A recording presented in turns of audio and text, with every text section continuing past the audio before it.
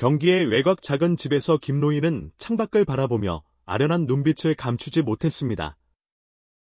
햇살이 정원의 낡은 나무들을 비추며 세월의 흔적이 고스란히 담긴 나무 바닥을 어루만졌습니다.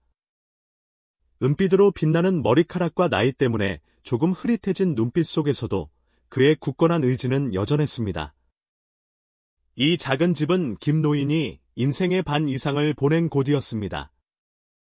비록 비좁고 낡았지만 수많은 추억들이 깃든 곳이었습니다.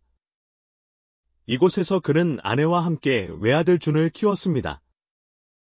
하지만 지금은 아내는 세상을 떠났고 준은 서울에서 성공한 사업가로 바쁜 나날을 보내고 있었습니다. 소박하고 조용한 김노인의 집은 마치 그의 삶을 그대로 반영하는 듯했습니다. 여러 번 덧칠한 벽은 시간의 흐름을 감추고 있었고 낡았지만 깨끗한 가구들은 그의 성실함을 드러냈습니다. 현재는 화려하지 않지만 김노인은 부족함을 느끼지 않았습니다. 그의 가장 큰 기쁨은 아들 준이 성공하고 행복하게 살아가는 것이었습니다. 하지만 마음속 깊은 곳에는 평생 이룰 수 없을 거라고 생각했던 꿈이 있었습니다. 바로 고급 승용차를 소유하는 것이었습니다. 그는 부를 과시하려는 것이 아니라 평생의 노력이 결코 헛되지 않았다는 것을 증명하고 싶었습니다. 김노인은 과거 힘들었던 시절을 떠올렸습니다. 시골의 가난한 집에서 태어나 어릴 때부터 일을 해야 했습니다. 맨발로 울퉁불퉁한 시골길을 달리고 맹물의 간장으로 간을 한 밥을 먹었던 기억은 그의 뇌리에 깊이 새겨져 있었습니다. 어른이 된 후에는 서울로 올라와 험한 일들을 했습니다. 짐을 나르고 벽돌을 쌓고 자동차를 수리하며 그의 손은 굳은 살로 가득했습니다. 그를 버티게 해준 단 하나의 희망은 바로 아들 준이었습니다. 준은 그의 전부이자 계속 노력해야 하는 이유였습니다. 준이 자신처럼 가난과 멸시를 받지 않고 더 나은 미래를 갖기를 바랐습니다. 일주일 전, 준은 아버지에게 아버지, 평생 저를 위해 살아오셨고 제가 오늘날에 있을 수 있도록 모든 것을 희생하셨습니다. 그 은혜를 절대 잊지 않겠습니다. 이제는 아버지 자신을 생각할 때입니다. 진정으로 원하시는 것을 하세요. 돈 걱정은 하지 마세요. 라고 말했습니다. 김노인은 웃으며 고개를 저었습니다. 나는 검소한 삶에 익숙하고 더 필요한 것은 없다. 내가 성공한 모습을 보는 것만으로도 나는 만족한다. 그러나 준은 포기하지 않았습니다. 그는 아버지의 손을 잡으며 단호한 눈빛으로 저번에 아버지께서 보시고 멋지고 고급스럽다고 말씀하신 자동차 기억하시죠? 돈은 걱정 마세요. 아버지는 그럴 자격이 있으십니다. 제가 아버지를 도와드릴게요. 우라고 말했습니다. 처음에 김노인은 망설였습니다. 그는 자신의 초라한 모습과 노동으로 얼룩진 삶에 대한 일종의 부끄러움과 자격지심을 느꼈습니다. 하지만 준의 말은 그를 다시 생각하게 만들었습니다. 어쩌면 이제는 자신을 위한 무언가를 해야 할 때가 된 것인지도 몰랐습니다. 그날 아침, 김노인은 평소보다 일찍 일어났습니다. 그는 옷장 옆에 걸린 오래된 코트를 바라보았습니다. 준이 처음 월급을 받고 선물한 옷이었습니다. 낡고 해졌지만 그는 마치 보물처럼 소중히 여겼습니다. 김노인은 옷을 걸치고 낡은 모자를 쓰고 집을 나섰습니다. 좁은 골목길은 밤사이 내린 비로 축축했습니다. 김노인의 발걸음 소리가 돌바닥에 울려 퍼졌습니다. 택시를 타기 전 그는 다시 한번 집을 바라보았습니다. 가슴 벅찬 설렘과 감동이 밀려왔습니다. 난생 처음으로 그는 자신의 꿈을 실현하기로 마음먹었습니다. 택시가 골목 입구에 멈춰 섰습니다. 젊은 택시기사는 백미러로 김노인을 힐끔 보며 약간 당황한 듯했습니다. 어디로 가시나요? 김노인은 담담하게 말했습니다. 강남의 롤스로이스 전시장에 가주시오. 택시기사는 눈썹을 치켜올리며 망설였습니다. 정말 그곳에 가시는 건가요? 김노인은 미소 지으며 확신에 찬 목소리로 그렇소. 나는 차를 사고 싶소라고 말했습니다. 택시기사는 더 이상 묻지 않았습니다. 김노인의 눈빛에서 느껴지는 확고함에 의심할 수 없었습니다. 택시는 김노인을 서울 시내로 향했습니다. 롤스로이스 전시장이 마치 현대 궁전처럼 눈앞에 펼쳐졌습니다. 햇살을 받아 반짝이는 유리 외관은 화려함을 뽐냈습니다. 두 개의 아어자가 겹쳐진 엠블럼은 최고급 자동차 브랜드의 위엄을 보여주었습니다. 김노인은 택시에서 내려 건물 앞에서 잠시 멈춰 섰습니다. 그는 압도감과 동시에 설레는 마음을 느꼈습니다.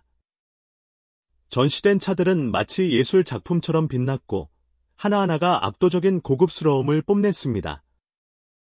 김노인은 숨을 크게 쉬고 자동문이 열리면서 전시장 안으로 들어섰습니다. 대리석 바닥은 빛을 반사하며 눈부셨고 샹들리에 아래에는 팬텀, 고스트, 컬리넌 모델들이 각각의 단상 위에 자리 잡고 있었습니다. 향긋한 나무 향기와 꽃 향기는 고급스러움과 동시에 이질감을 자아냈습니다. 몇몇 직원은 김노인을 주목하기 시작했고 그들의 눈빛은 호기심과 의심으로 가득했습니다. 그러나 김노인은 개의치 않았습니다. 그는 안내 데스크로 향했고 그곳에는 젊은 여직원 해가 앉아 있었습니다. 해는 검은 정장을 입고 머리를 깔끔하게 묶은 모습이었지만 김노인을 보며 평가하는 듯한 시선을 감추지 못했습니다. 무슨 일로 오셨나요? 해는 공손하지만 차가운 말투로 물었습니다. 롤스로이스 팬텀 모델을 보고 싶소. 김노인은 차분한 어조로 대답했습니다. 해는 눈썹을 살짝 찡그렸습니다. 손님, 팬텀 가격을 아시나요? 이 차는 아무나 살 수 있는 차가 아닙니다. 특별한 고객을 위한 차입니다. 해의 말은 김노인의 자존심을 건드렸습니다. 평생 멸시와 냉담한 시선에 익숙해졌지만 이번에는 가슴이 아팠습니다. 하지만 그는 감정을 드러내지 않고 차분하게 대답했습니다. 나는 차를 사러 왔지. 나에 대한 평가를 들으러 온 것이 아니요. 해는 비웃으며 의심스러운 눈빛을 보냈습니다.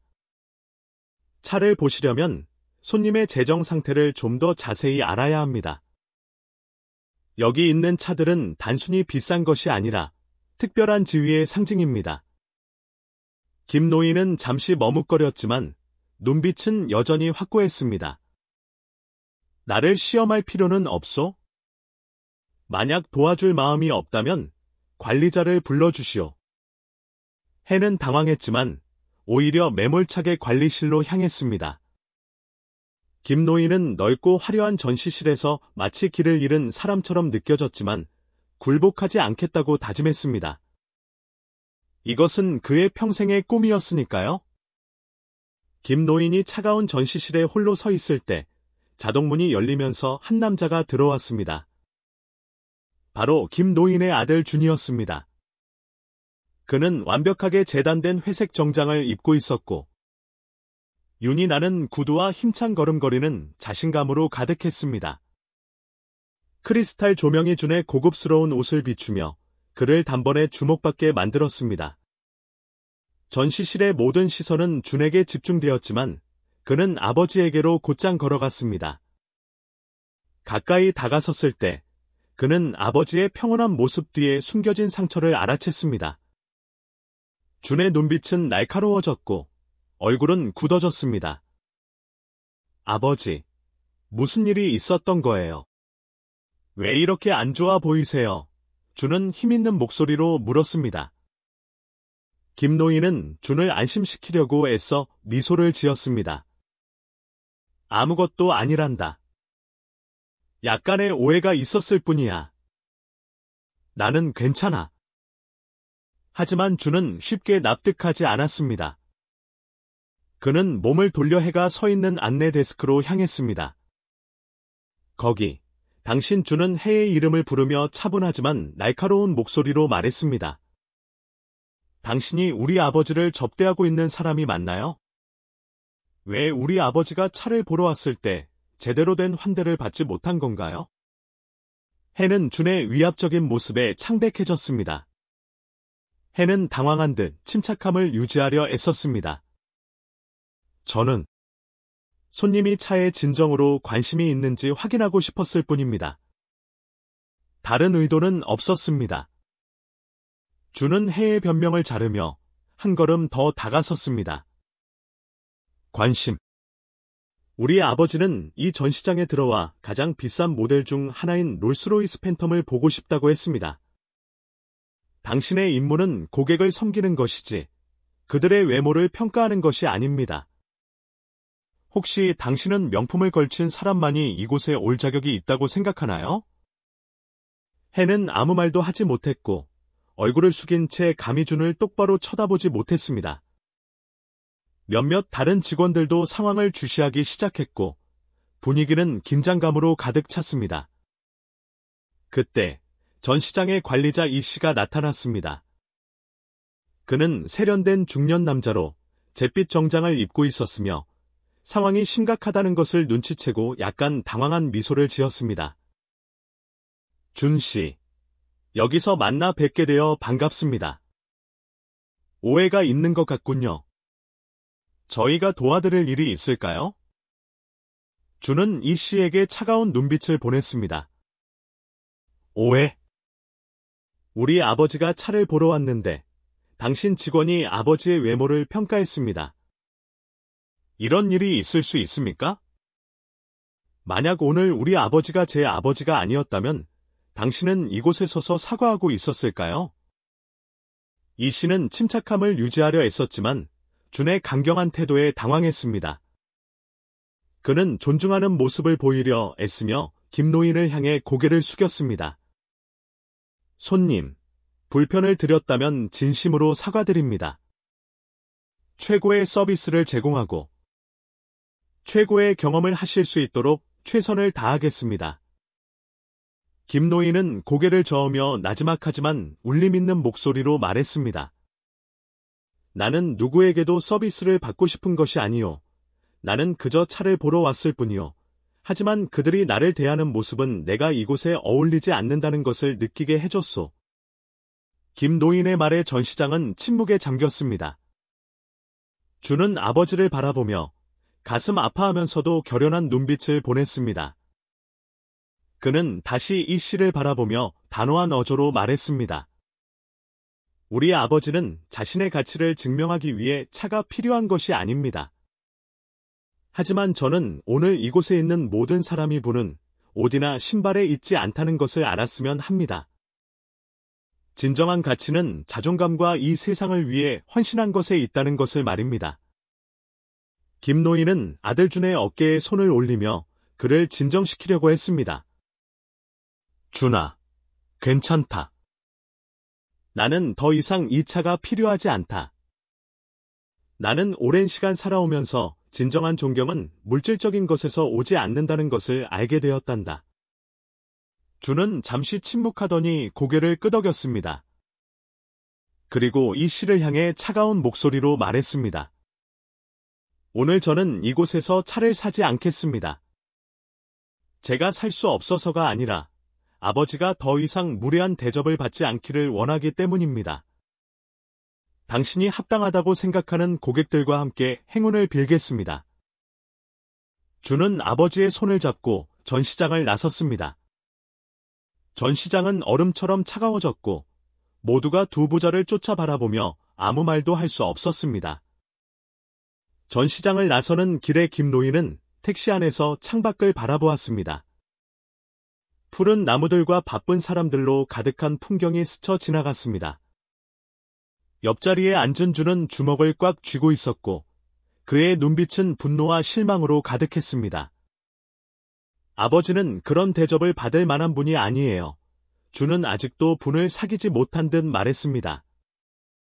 김노인은 긴 한숨을 내쉬었습니다.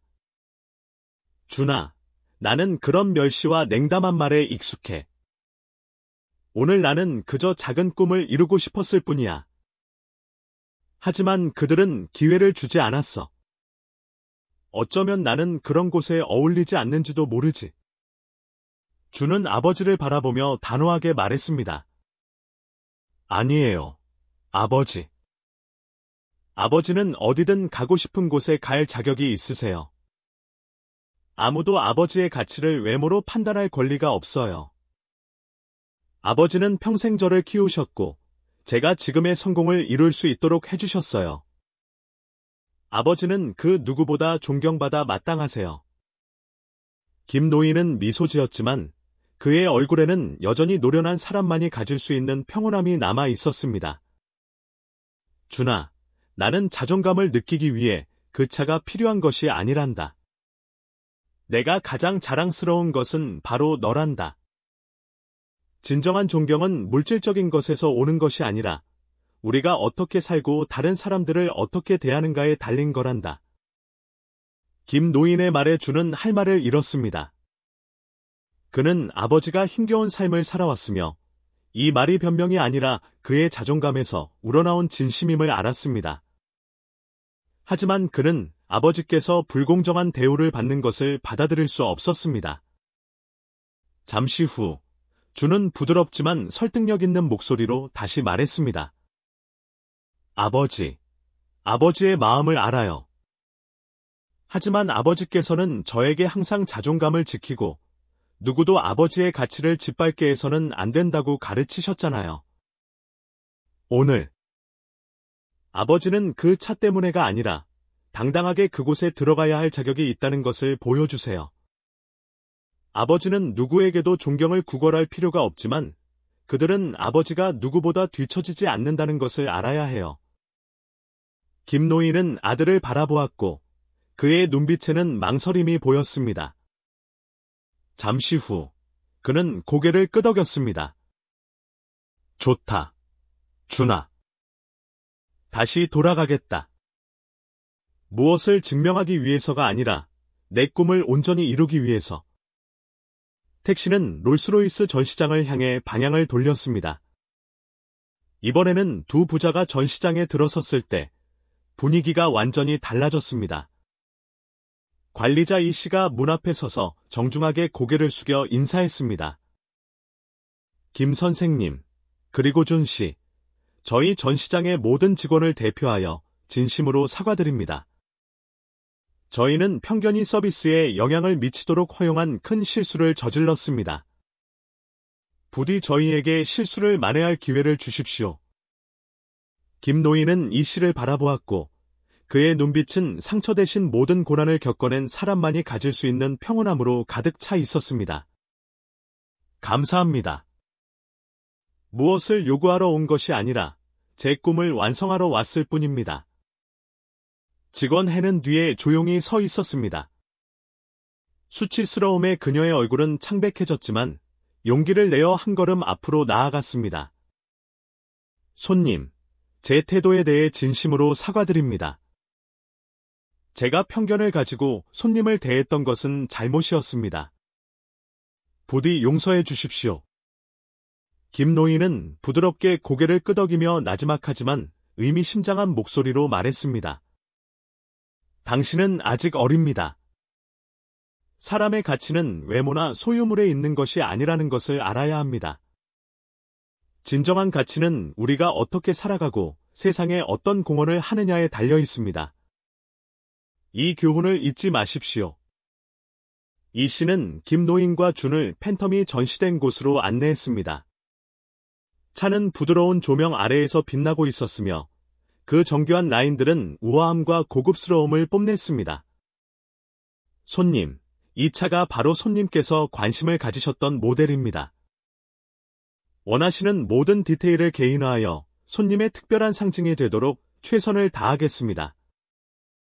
김노인은 차에 다가가 손을 올렸습니다. 차가운 표면이 손에 닿자 그는 잠시 눈을 감았습니다.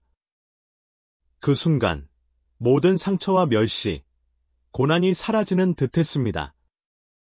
그는 아들을 바라보며 미소 지었습니다. 준아, 이 차가 내가 원했던 것이 맞다. 이 차가 단순히 차이기 때문이 아니라 나의 자존감과 불굴의 의지를 보여주는 것이기 때문이야. 주는 아버지의 어깨에 손을 올렸고 그의 눈빛은 자부심으로 빛났습니다. 아버지는 모든 것을 누릴 자격이 있으세요. 이것은 아버지의 꿈일 뿐 아니라 사람의 가치가 외모로 판단되어서는 안 된다는 것을 보여주는 것이기도 합니다. 새 롤스로이스 팬텀을 타고 전시장을 떠난 후 김노인은 단순히 차 한 대를 가진 것이 아니라 평생 지켜온 자존감과 불굴의 의지의 상징을 가진 것이었습니다. 이야기는 여기서 끝나지 않았습니다. 집에 돌아온 후 주는 그날 있었던 일에 대해 계속 생각했습니다. 성공한 사업가인 그는 아버지가 그 차로 무엇을 증명할 필요가 없다는 것을 알았습니다. 하지만 그는 아버지와 같은 사람, 조용히 가족을 위해 헌신하는 사람들에게 존경이 주어져야 한다는 것을 세상에 알리고 싶었습니다. 그날 밤, 주는 컴퓨터 앞에 앉아 소셜미디어에 글을 올렸습니다. 오늘, 저는 잊을 수 없는 일을 경험했습니다. 평생 저를 키우기 위해 일해 오신 아버지가 자신의 꿈을 실현하기 위해 고급 자동차 전시장에 들어갔습니다. 하지만 환영되신 아버지는 초라한 모습 때문에 평가를 받았습니다. 우리 아버지는 롤스로이스가 없어도 자신의 가치를 증명할 수 있습니다. 하지만 저는 세상에 우리 아버지의 노력과 희생, 불굴의 정신이 지금의 저를 있게 한 이유라는 것을 알리고 싶습니다. 지위는 외모나 재산에 있는 것이 아니라 다른 사람을 대하는 태도에 있습니다. 이 이야기가 우리 모두에게 교훈이 되기를 바랍니다. 게시물은 빠르게 퍼져나갔습니다. 몇 시간 만에 수천 개의 좋아요와 공유가 이루어졌습니다. 댓글에는 김노인에 대한 존경과 아버지를 향한 준의 사랑이 가득했습니다. 당신 아버지는 숨겨진 영웅입니다. 아버지와 같은 분들은 존경받아 마땅합니다. 이것은 우리 모두, 특히 큰 브랜드들에게 큰 교훈입니다. 외모로 사람을 판단하지 마세요. 이 감동적인 이야기를 공유해 주셔서 감사합니다. 이 이야기는 단지 차에 대한 것이 아니라 인간의 진정한 가치에 대한 것입니다. 이 이야기는 롤스로이스 본사에도 전달되었고 그들은 김노인에게 공식 사과를 했습니다. 그리고 서비스를 개선하고 유사한 사건이 재발하지 않도록 하겠다고 약속했습니다. 롤스로이스 공식 웹사이트에 다음과 같은 성명서가 게시되었습니다. 저희 전시장에서 일어난 불미스러운 일로 인해 김 선생님과 가족분들께 진심으로 사과드립니다. 이 이야기는 항상 고객을 우선시하고 차별을 두지 않아야 한다는 것을 일깨워줍니다. 모든 고객이 존중받고 최고의 서비스를 받을 수 있도록 직원 교육을 재정비하겠습니다. 공식 사과뿐 아니라 이 씨는 직접 김노인의 집으로 편지를 보냈습니다. 김 선생님, 그날 있었던 일에 대해 진심으로 사과드립니다. 선생님의 확고함과 자존심은 저희에게 큰 교훈을 주었습니다. 선생님의 이야기는 저희가 고객의 가치를 어떻게 대해야 하는지에 대한 관점을 변화시켰습니다. 저희에게 다시 한번 서비스를 제공할 기회를 주시기를 바랍니다. 며칠 후, 주는 유명 TV 프로그램에서 아버지의 이야기를 공유해달라는 초대를 받았습니다. 그는 단지 사람들의 관심을 끌기 위해서가 아니라 진정한 존중과 인간의 가치를 알리기 위해 그 초대를 받아들였습니다. 방송에서 주는 이렇게 말했습니다. 아버지는 자신을 증명하기 위해 부가 필요한 분이 아닙니다. 아버지는 불굴의 의지와 자존심을 가지고 평생을 살아오셨습니다. 제가 가장 자랑스럽게 생각하는 점은 아버지가 가장 어려운 편견에 맞서 싸우면서도 자신의 가치를 결코 포기하지 않으셨다는 것입니다. 프로그램은 큰 감동을 주었으며 특히 외모나 환경 때문에 과소평가받았다고 느꼈던 많은 사람들에게 감명을 주었습니다. 어느 오후, 주는 아버지에게 롤스로이스를 타고 아버지의 고향인 전라의 시골길을 함께 드라이브하자는 제안을 했습니다. 차는 푸른 나무들 사이를 지나고 창문을 통해 부드러운 햇살이 쏟아졌습니다. 김노인은 조수석에 앉아 있었고 그의 눈빛은 평온함으로 가득 차 있었습니다. 준아, 김노인이 부드럽게 말했습니다. 나는 자존감을 느끼기 위해 이 차가 필요한 것이 아니란다. 내가 가장 자랑스러운 것은 바로 너란다. 너는 내 인생의 가장 큰 성과물이야. 준은 감격에 겨운 목소리로 아버지를 바라보았습니다. 아버지, 제가 가장 자랑스러운 것은 아버지의 아들이라는 것입니다. 아버지는 제 삶에 가장 큰 영감을 주신 분이세요. 차는 계속해서 달려나갔습니다. 두 부자가 나란히 앉아있는 모습은 사랑과 자존감, 편견을 극복하는 불굴의 의지를 보여주는 상징처럼 보였습니다. 결론적으로 김노인의 꿈은 단순히 차에 대한 것이 아니라 인간의 가치와 가족 사랑, 그리고 서로를 존중하는 방법에 대한 교훈이었습니다. 이 이야기는 단지 영감을 주는 것뿐만 아니라 존경은 누구에게나 주어져야 할 가치라는 것을 상기시켜주는 이야기입니다.